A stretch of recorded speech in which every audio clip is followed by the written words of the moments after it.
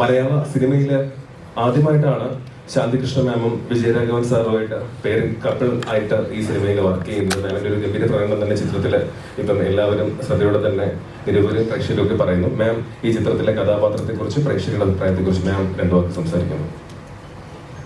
എല്ലാവർക്കും നമസ്കാരം. First and foremost sorry delay ആയിരുന്നു. ഞാനൊരു ഡ്രസ്സ് കാണുമ്പോൾ ഓണം പരിപാടി ഉണ്ടായിരുന്നു, ലേറ്റ് സെലിബ്രേഷൻസ് അടുത്ത വർഷത്തേക്ക് കുറച്ചുകൂടെ ഏർലി.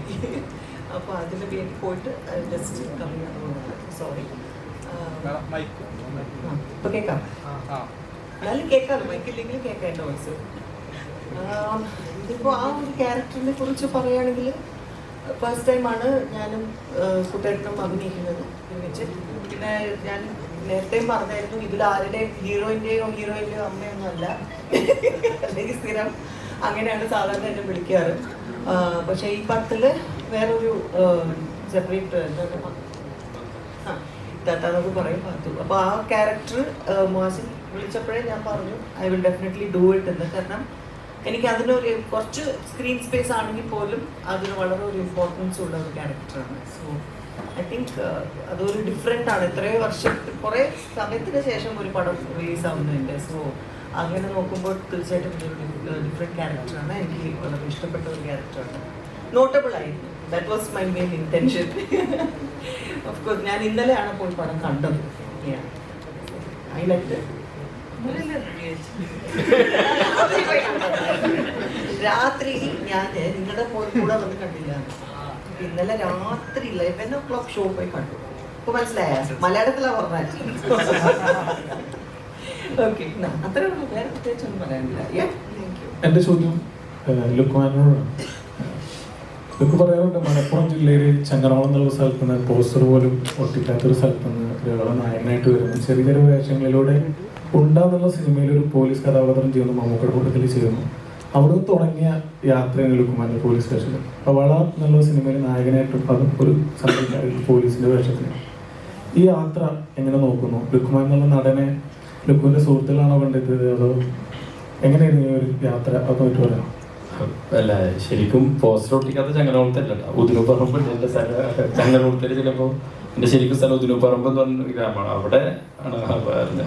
അല്ല, ഇത് ഞാൻ എൻ്റെ ഫസ്റ്റ് ഓടെ ഉണ്ട് പോലീസ് വേഷം ഉണ്ടായിരുന്നു.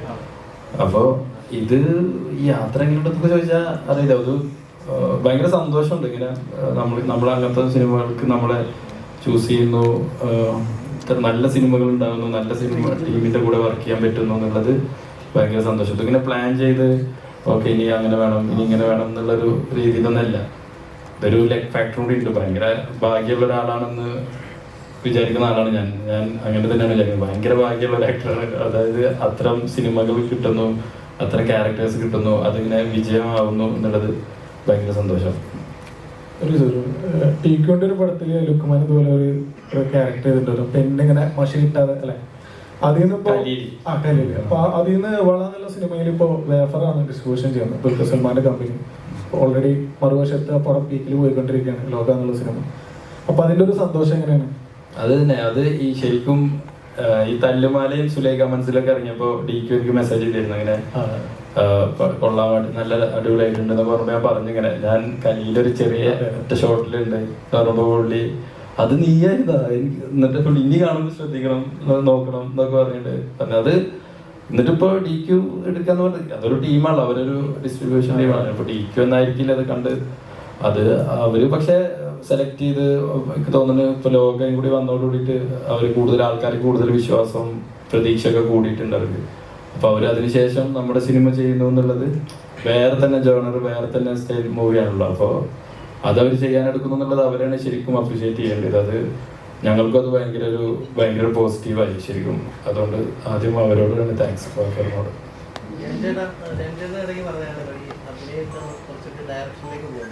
ഇപ്പോൾ ബീസിലേറ്റം ഇപ്പോൾ പ്രൊഡക്ഷൻ ഹൗസ് ഒക്കെ തുടങ്ങിയിട്ടുണ്ട്. ഇപ്പോൾ ബീസിലേറ്റം പ്രൊഡ്യൂസ് ചെയ്തുകൊണ്ട് ജയചേട്ടൻ ഡയറക്ട് ചെയ്യുന്ന ഒരു പടം പ്രതീക്ഷിക്കാം. അവന് അത്ര പ്രൈസ് ഉണ്ടോ? അല്ല അങ്ങനെ അവൻ ഇപ്പൊ ടോവിയും ചേട്ടനൊക്കെ ഉള്ള പടം അല്ലേ? അല്ല അനൗൺസ് ചെയ്താ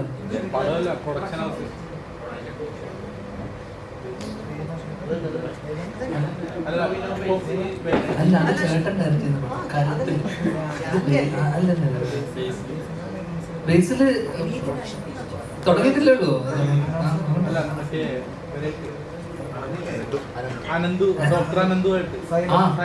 അനൗൺസ് ചെയ്തത് ആണോ?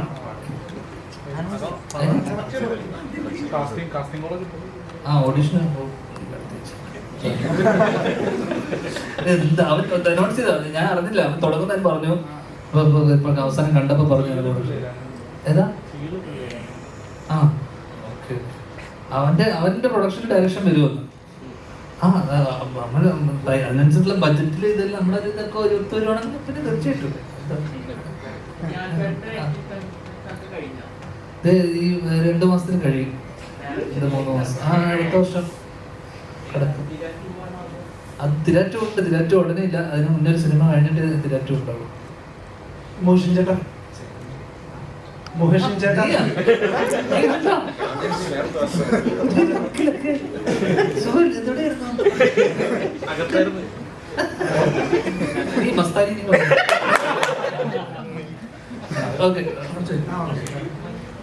മോഹൻ ചേട്ടാ, ആദ്യത്തെ സിനിമയുടെ പേര് കഠിന കഠോരമി അണ്ടകടാഹം എന്നാണ്.